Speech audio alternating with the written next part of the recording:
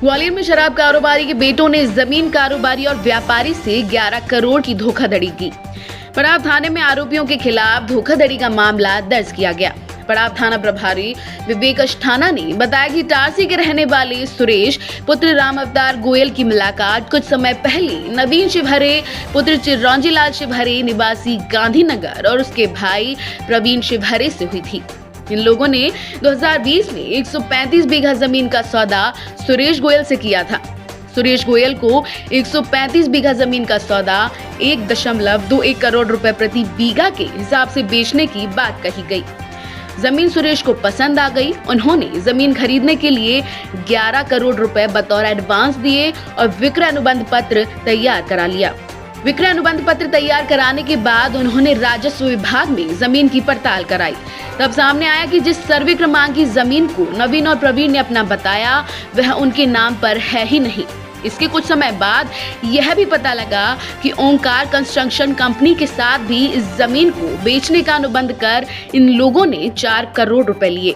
यह सामने आने के बाद जब बात की तो यह लोग फिर गुमराह करने लगे। इसके बाद सुरेश ने रुपए वापस मांगे तो इनकार कर दिया।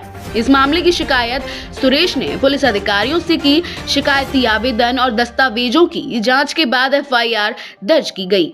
11 करोड़ की ठगी का मामला सामने आया, क्या पूरा मामला है? आवेदक सुरेश गोयल निवासी इटारसी द्वारा एक आवेदन पत्र प्रस्तुत किया था, जिसमें उन्होंने बताया था कि केदारपुर स्थित जमीन का सौदा उन्होंने नवीन शिवहरे और प्रवीण शिवहरे दोनों भाइयों से किया था और उसका जब एग्रीमेंट किया था तो इन्होंने विभिन्न माध्यमों से 11 करोड़ रुपए लोगों के पास पहुंचा दिया था, इनको दिया था।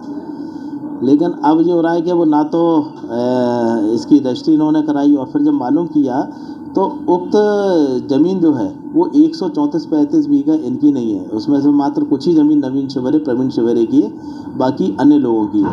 और उसका एग्रीमेंट भी इन्होंने सुरेश गोयल से एग्रीमेंट की बात किसी और को भी करा दिया।